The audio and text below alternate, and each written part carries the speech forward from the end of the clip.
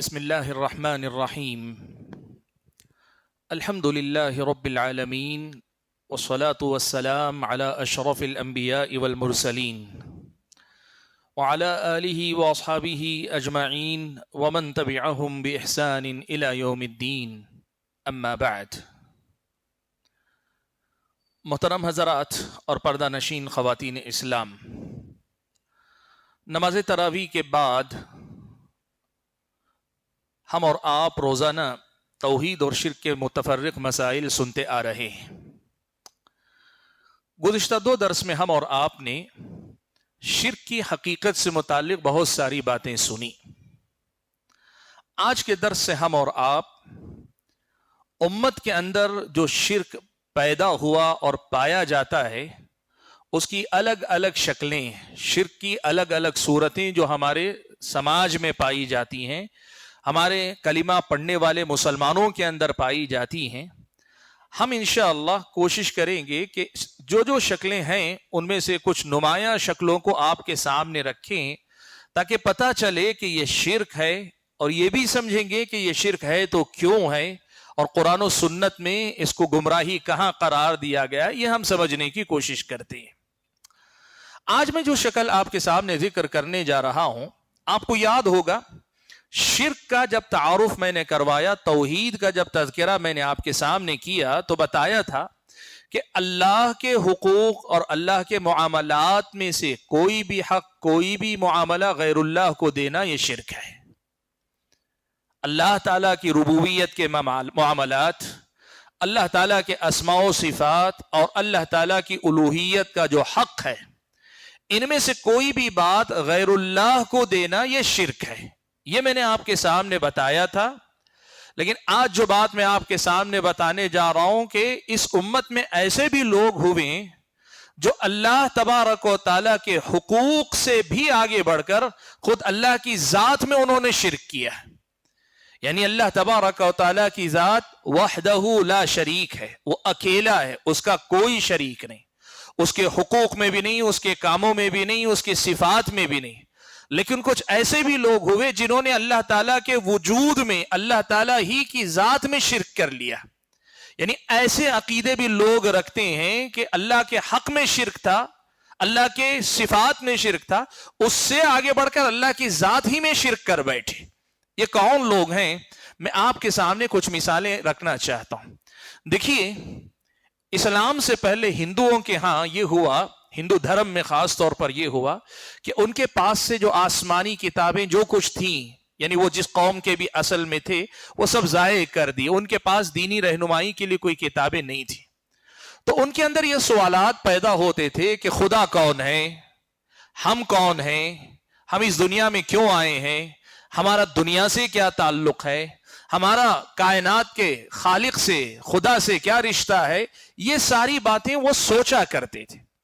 اب اس سوچ کے نتیجے میں ان کے جو رشی تھے، منی تھے، جو جنگل و بیابان میں جا کے غور و فکر کیا کرتے تھے، انہوں نے ایک عقیدہ لوگوں کو دیا۔ بدھزم میں یہ عقیدہ آیا، ہندوازم میں یہ عقیدہ آیا، اور وہ عقیدہ یہ ہے کہ انسان اصل میں خدا کی روح کا حصہ ہے۔ انسان جسے کہتے ہیں اصل میں آتما ہے، روح اصل ہے، جسم جو ہے وہ ایک لباس ہے۔ جس طرح انسان وقتاً فوقتاً کپڑے بدلتا رہتا ہے، ویسے روح بھی جسم بدل کر نیا جنم لیتی رہتی ہے۔ انسان جب کہتے ہیں تو اصل روح ہے، اور یہ روح، یہ جو آتما ہے، یہ خالق کا پیدا کرنے والے کا حصہ ہے۔ اب وہ یہ کہتے ہیں کہ اس دنیا میں انسان کا کام ہی یہ ہے کہ وہ اپنی روح کو اتنا پاک کر لے، اتنا صاف کر لے کہ یہ روح آتما جا کے پرماتما یعنی روح اعظم میں جا کے ضم ہو جائے، مل جائے۔ یہ اگر ہو جاتی ہے تو لوگ کہتے مکتی، موکش، آدمی کو نجات مل گئی۔ یہ جو بار بار آنے جانے کا سلسلہ تھا، اس سے نجات پا کر وہ آتما پرماتما میں مل گئی۔ یعنی یہ ہندوؤں کا عقیدہ تھا کہ یہ انسان جو ہے اصل میں روح ہے، جسم کی کوئی حیثیت نہیں، یہ روح خدا کا حصہ تھی، دنیا میں بھیجی گئی۔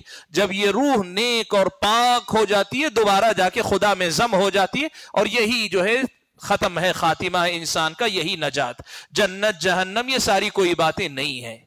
یہ عقیدہ جو پیدا ہوا، یہ ہندوؤں کے ہاں تھا. میں آپ کو بتانا چاہوں گا کہ تاریخ اسلام میں صوفیہ کے غلوب کے درجے میں رہنے والے جو صوفی تھے، غالی صوفی تھے، صوفیہ یعنی جو سلسلے والے ہم کہتے ہیں، بیعتوں کا سلسلہ جو خاص طور پہ چلاتے ہیں، ان سلسلے والوں میں سے جو غالی قسم کے تھے، انہوں نے یہ عقیدہ وجود میں لایا جسے وحدت الوجود کہتے ہیں یا حلول کہتے ہیں. حلول کا عقیدہ کیا ہے؟ وہ یہ کہتے ہیں کہ انسان جب نیک ہوتا جاتا ہے نا، یعنی انسان عام انسانوں میں سے مسلمان ہونے کے بعد نیک مسلمان، اور نیک مسلمانوں میں سے بھی اور نیک، کہتے ہیں نیک ہوتے ہوتے اتنا صاف ہو جاتا ہے کہ خدا اس کے اندر اتر آتا ہے. خدا انسان کے اندر حلول کر جاتا ہے، اتر آتا ہے. اب اتر کر آنے کے بعد پہلے یہ دو تھے، خدا الگ تھا، یہ الگ تھا، اب دونوں مل کر ایک ہو گئے، بندہ اور خدا ایک ہو گئے. یہ حلول کا عقیدہ، اور مسلمانوں میں یہ عقیدہ رکھنے والے ہیں، حلول کا عقیدہ. دوسرا عقیدہ ہے وحدت الوجود کا عقیدہ. وحدت الوجود کا عقیدہ اس سے ذرا مختلف ہے. وہ کیا؟ وہ عقیدہ یہ بتاتا ہے کہ اصل میں انسان کے پاس علم نہیں. آج آپ سنتے ہیں نا حقیقت، معرفت، کہتے ہیں یہ جتنی قرآن کی باتیں، حدیث کی باتیں، یہ علماء جو بتاتے ہیں، یہ ساری شریعت کی باتیں، یہ سب کے سب شریعت کی باتیں. معرفت کی باتیں اور طریقت کی جو باتیں ہیں وہ ان کتابوں میں نہیں ملتی ہیں، وہ سینہ بسینہ منتقل ہوتی ہیں، وہ ایک کے سینے سے دوسرے سینے میں آتی ہیں. اور اس معرفت کی دنیا میں ان کا کہنا یہ ہے کہ انسان پر جب تک معرفت نہیں ہوتی انسان کو نا، تو انسان ان سب چیزوں میں دیکھتا ہے فرق. یہ ایک انسان ہے، وہ ایک انسان ہے، ان دونوں کی شکل و صورت میں فرق ہے، رنگ میں فرق میں، قد میں فرق ہے. یہ انسان ہے، یہ پنکھا ہے، یہ ٹیبل ہے، یہ مختلف مخلوقات ہیں، یہ جانور ہیں، یہ سب کچھ دیکھتا ہے. کہتا ہے یہ انسان کی جہالت کا مرحلہ. انسان جب اپنے آپ کے اندر معرفت کی طاقت پیدا کرتا ہے، اسے جب معرفت حاصل ہو جاتی ہے تو اسے ایک حقیقت کا پتہ چلتا ہے. جب انسان کو معرفت کا علم حاصل ہوتا ہے اور انسان معرفت کے درجے طے کرتا جاتا ہے تو ایک وہ مقام آتا ہے جہاں انسان پر ایک حقیقت کھل جاتی. اور وہ حقیقت کیا ہے؟ حقیقت یہ ہے کہ پوری کائنات جو ہے یہ اصل میں ایک خدا کا ہی وجود ہے. جو کچھ ہے کائنات میں وہ سب بس ایک ہی خدا ہے. اصل میں ایک خدا کے وجود کے الگ الگ مظاہر ہیں. یہ یعنی آپ بھی خدا ہیں، آپ بھی خدا ہیں، آپ بھی خدا ہیں، یہ بھی خدا ہے، وہ بھی خدا، ہر چیز خدا ہے. یہ انسان کی جہالت ہے، کم علمی ہے کہ دیکھتا ہے تو اسے فین دکھتا ہے، وہ فین کے اندر اس کے پیچھے جو خدا کا وجود ہے اسے نہیں دیکھ پاتا ہے. یہ حقیقت معرفت حاصل ہونے کے بعد کھلتی ہے. یہ جو شریعت والے ہیں، یہ قرآن حدیث یہ سب جو باتیں کرنے والے ہیں، یہ لوگ کیا کرتے ہیں؟ یہ لوگ اسی فرق کے پیچھے پڑے رہتے ہیں، ان کو یہ دنیا معلوم ہی نہیں ہے. مختصر الفاظ میں یہ کہ یہ عقیدہ رکھنے والے بھی ہیں جس عقیدے کو عقیدہ وحدت الوجود کہتے ہیں، اور اس عقیدے کا مطلب یہ ہے کہ ساری کائنات، جو کچھ مخلوقات، خالق، بندہ، خدا، سب ایک ہے. بندہ اور خدا سب ایک ہے، ان دونوں میں کوئی فرق نہیں، ان دونوں کے اندر کوئی فرق نہیں. اصل میں یہ دو ہے ہی نہیں. وہ کہتے ہیں کہ یہ دو میں کوئی فرق نہیں، یہ دو میں کوئی فرق ہے ہی نہیں، یہاں دو ہے ہی نہیں. دو ہوں اور دونوں میں فرق نہ ہو یہ الگ بات ہے. کہتے ہیں یہاں دو ہے ہی نہیں، جو کچھ ہے ایک ہی ہے. میں آپ کو بتاؤں، ابن عربی صوفیہ کے پاس شیخ اکبر، شیخ الطائفہ کے نام سے ذکر کیے جاتے ہیں. آج بھی آپ یہ جو سڑکوں پہ میلاد کے موقع پر یا کسی عرس کے موقع پہ جو تقریریں ہوتی نا، وہ آپ سنیں گے ابن عربی کا نام آتا ہے اکثر. صوفیہ میں بہت اونچے درجے کا صوفی، اس کی طرف منسوب کچھ شعر ہیں. میں وہ اشعار پڑھ کے ترجمہ کرتا ہوں، آپ سنیے.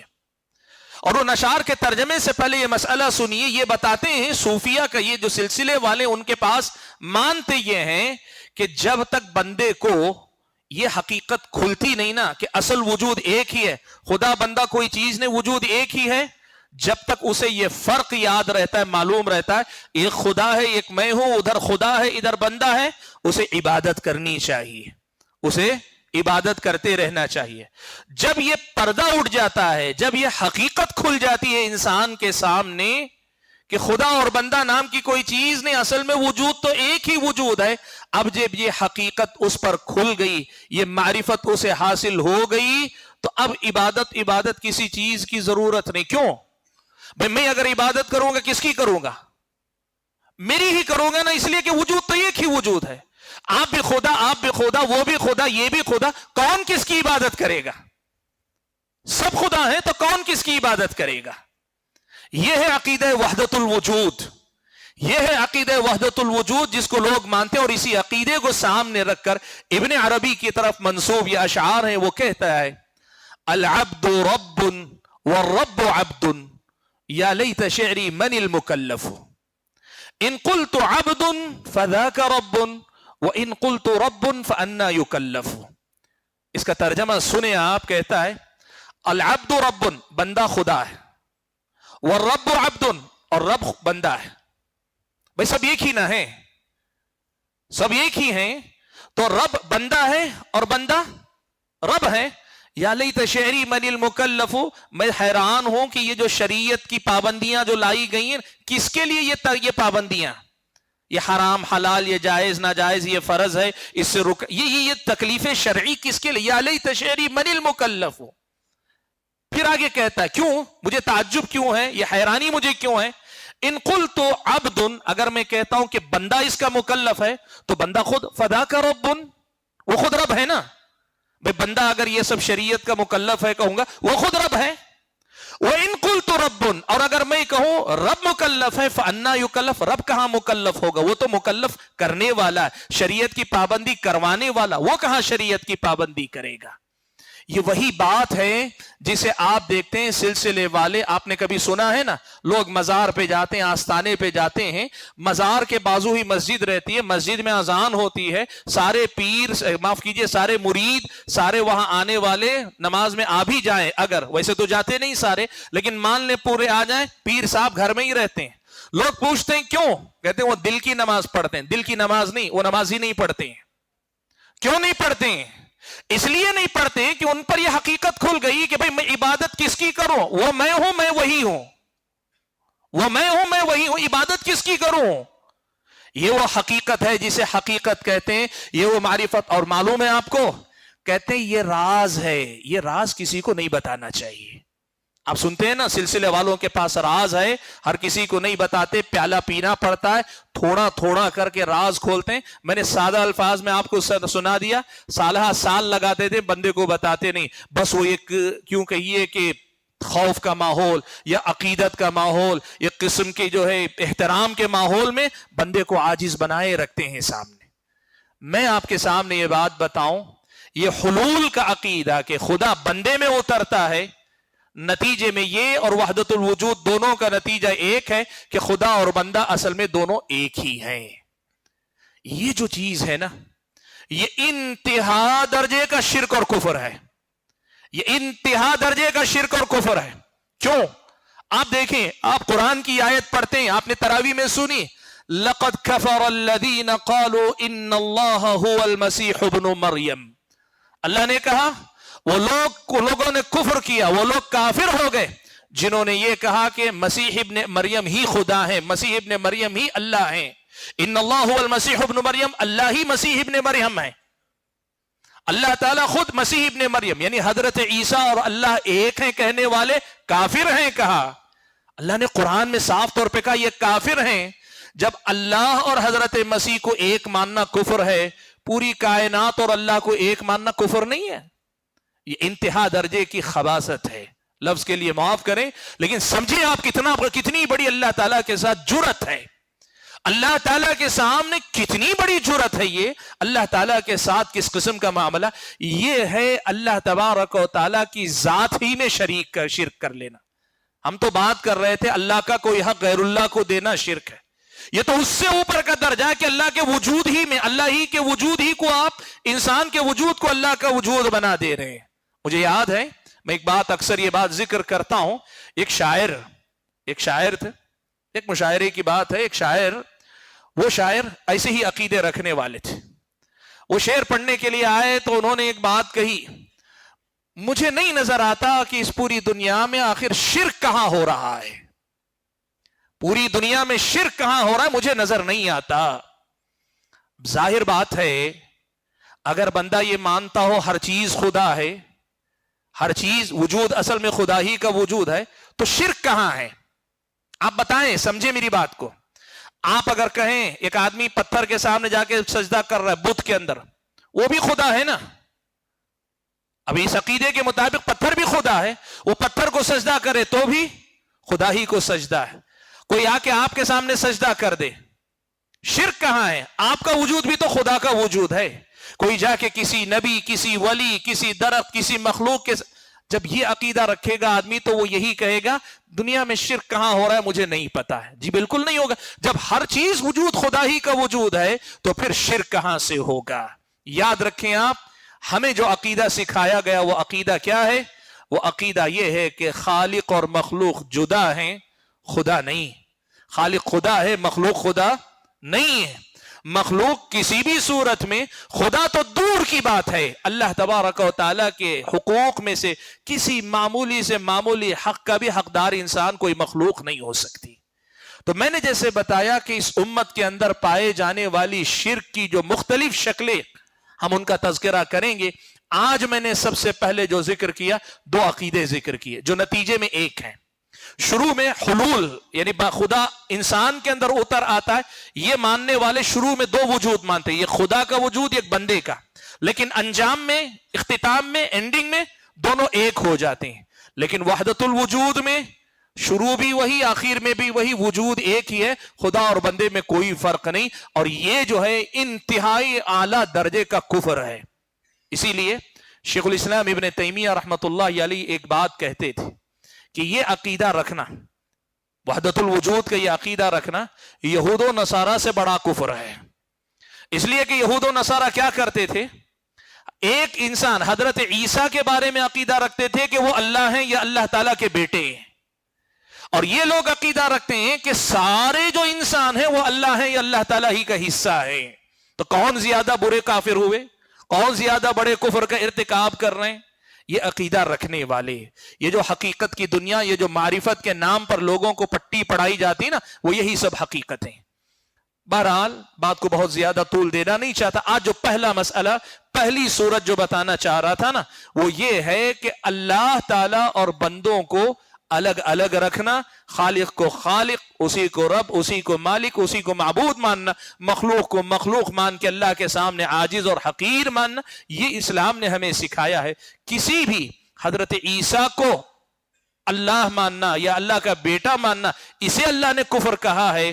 تو حلول اور اتحاد کی بات کرنے والے, وحدت الوجود کی بات کرنے والے کیسے جو ہے وہ صحیح اسلام کے حامل ہو سکتے ہیں؟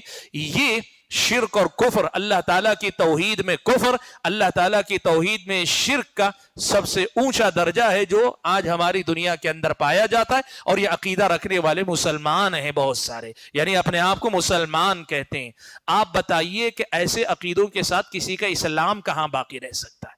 جب اللہ نے عیسائیوں کو کافر کہا تو ان کا اسلام کہاں باقی رہ سکتا ہے؟